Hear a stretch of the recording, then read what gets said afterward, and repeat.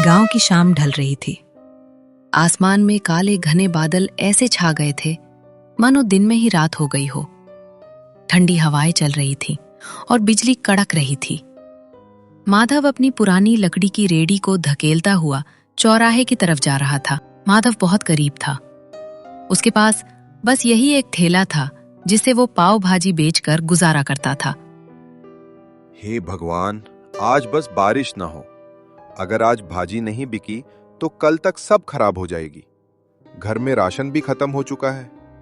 सुमित्रा इस उम्मीद में होगी कि आज कुछ पैसे लेकर आऊंगा तो घर का चूल्हा जलेगा। जैसे ही माधव ने चौराहे पर अपना ठेला लगाया, पानी की मोटी मोटी बूंदें गिरने लगी और तेज बारिश शुरू हो गई।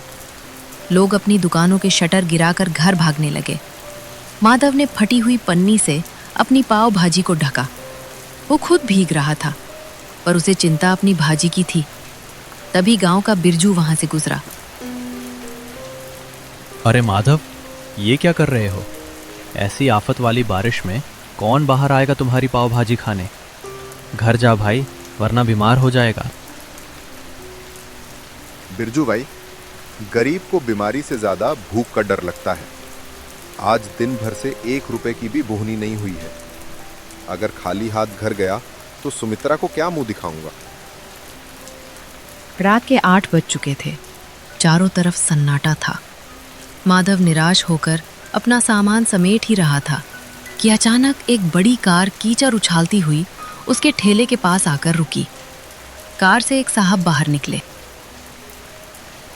ओ भाई, क्या कुछ खाने को मिलेगा? हम लोग शहर जा रहे थे, लेकिन आगे का रास्ता बंद है। बहुत जोर की भूख लगी है। जी साहब, भाजी तो तैयार है, बस पाव गरम करने की देर है। आप 5 मिनट रुकिए, मैं अभी देता हूं। माधव ने चूल्हा जलाया। मक्खन की खुशबू हवा में फैल गई। उसमें तवे पर भाजी मैश की और गर्मा गर्म पाव भाजी की प्लेट सजाकर साहब को दी। साहब, ये तो बहुत ज्यादा है। मेरे पास तो छुट्टा भी नहीं है। रख लो भाई, इस मुसीबत में तुमने हमें खाना खिलाया, ये उसके लिए छोटा सा इनाम है। माधव 2000 रुपए का नोट देखकर भगवान का शुक्रिया अदा करने लगा। लेकिन गांव का लालची किराने वाला राजेश ये सब छिप कर देख रहा था और उसके मन में जलन पैदा हो रही थी। देख रहा है कल्लू, कल तक जिसके पास नमक खरीदने के पैसे नहीं थे, आज उसके ठाठ देख। ये शहर वाले भी पागल हैं। हमें कुछ ऐसा करना होगा कि इसकी दुकान पर कोई कदम भी ना रखे। अगली शाम राजेश अपने साथियों के साथ माधव के ठेले पर पहुंचा और जानबूझकर हंगामा करने लगा। अरे छी छी माधव, ये कैसी बदबू आ रही है तेरे ठेले से? इस भाजी में सड़ी हुई सब्जियां इस्तेमाल कर रहा है क्या? कल रात शहर वालों को तो ठग लिया, अब हमें बीमार करने का इरादा है क्या? नहीं राजेश भैया, ये आप कैसी बात कर रहे हैं? सुमित्रा ने सुबह ही मंडी से ताजी गोभी और मटर लाकर दिए हैं और अपने ठेले पर सफाई का पूरा ध्यान रखता हूं। गांव वालों सुन लो, अगर माधव की पाव भाजी खाई तो पेट खराब होना पक्का है। कल रात जो लोग खाकर गए थे, सुना है उनकी तबीयत बिगड़ गई है। राजेश की बातें सुनकर गांव वाले डर गए और दूर हटने लगे।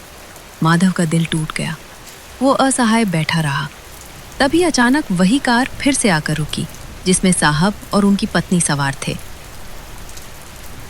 नमस्ते भाई, आज हम खास तौर पर तुम्हारी पाव भाजी खाने के लिए शहर से यहाँ तक आए हैं। मेरी पत्नी को तुम्हारी भाजी का स्वाद इतना पसंद आया कि उसने आज घर पर खाना ही नहीं बनाया। साहब, पर यहाँ तो लोग कह रहे हैं कि मेरी भाजी खाकर आपकी तबीयत खराब हो गई थी। अरे कौन फैला रहा है ये झूठ? हम तो कल से और ज़्यादा तरोताज़ा महसूस कर रहे हैं। बल्कि मैंने तो अपने ऑफिस के ग्रुप में भी तुम्हारी फ़ोटो डाली है। देखो, पीछे एक और गाड़ी आ रही है, वो सब मेरे दोस्त हैं।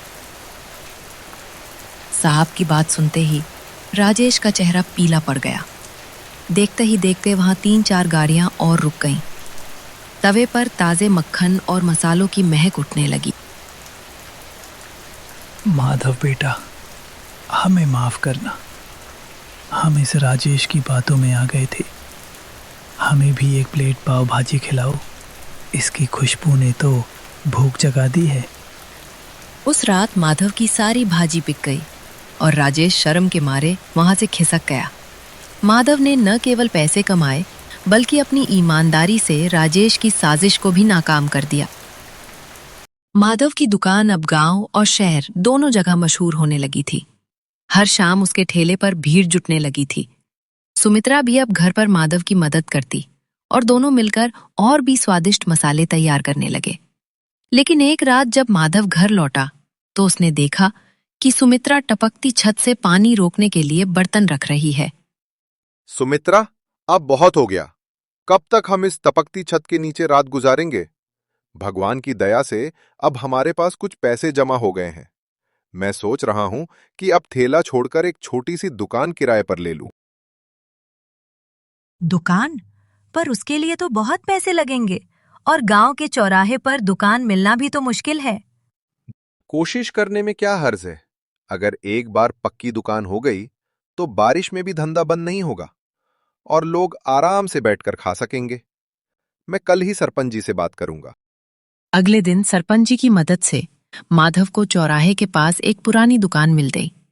उसने दिन रात एक करके सफाई की और माधव पाव भाजी सेंटर नाम से ढाबा शुरू किया। न्योता देने माधव राजेश के पास भी गया।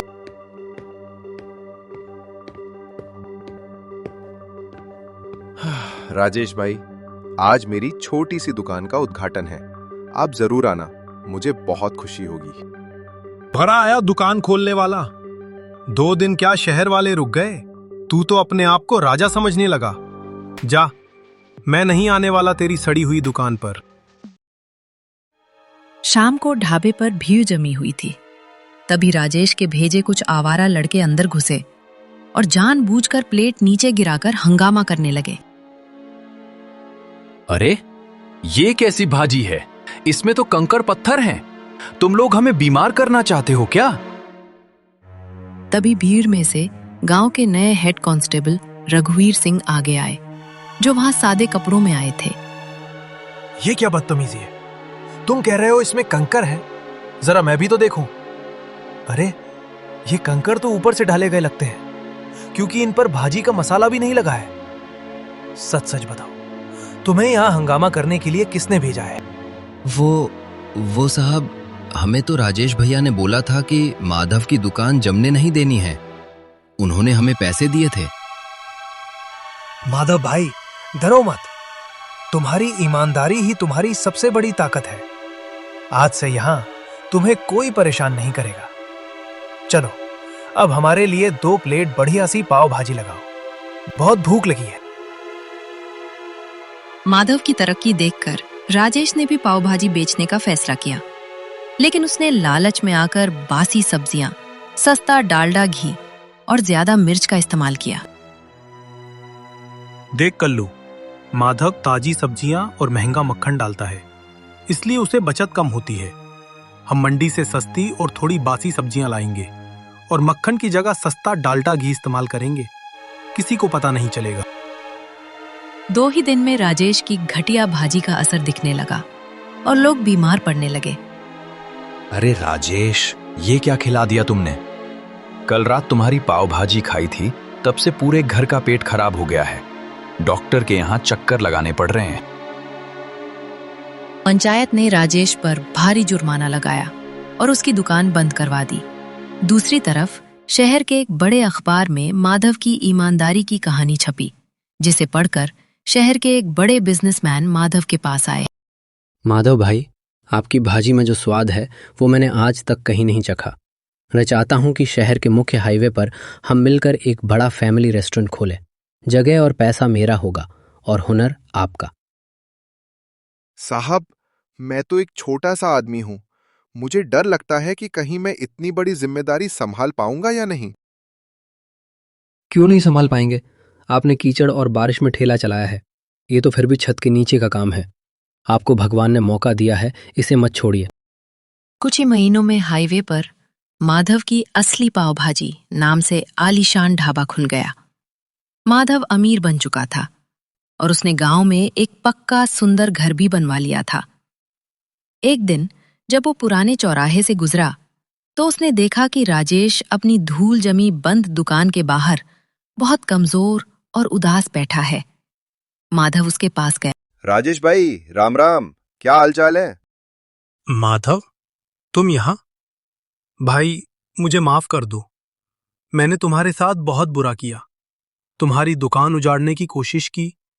आज देखो, कुदरत ने मुझे वहीं लाकर खड़ा कर दिया है। मेरी दुकान बिकने की कगार पर है और मेरे पास कोई काम नहीं है। पुरानी बातें भूल जाओ राजेश भाई। इंसान गलती का पुतला है। मुझे आपसे कोई शिकायत नहीं है। अगर आप चाहें तो मेरे नए होटल में स्टोर मैनेजर का काम संभाल सकते हैं। मुझे किसी भरोसेमंद आदमी की जरूरत है। तुम सच में महान हो माधव। मैंने तुम्हें गिराना चाहा और तुम मुझे सहारा दे रहे हो। मैं वादा करता हूं, अब कभी लालच नहीं करूंगा और पूरी ईमानदारी से काम करूंगा। अगला वीडियो आपके नाम से हो सकता है, इसके लिए सब्सक्राइब करके कमेंट करें।